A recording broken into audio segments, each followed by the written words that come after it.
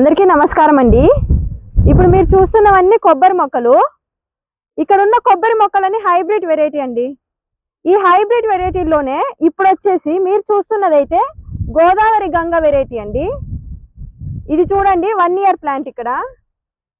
ఇక్కడ ఉన్నవన్నీ కూడా 1 ఇయర్ ప్లాంట్సే.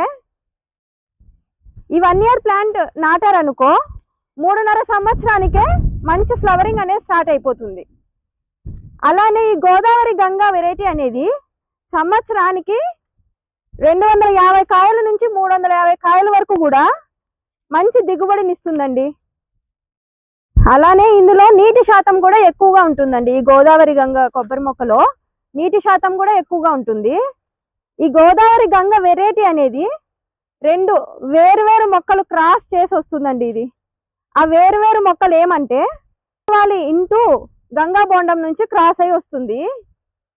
అలా క్రాస్ అయి వచ్చిండే మొక్కనే గోదావరి గంగ వెరైటీ మొక్క.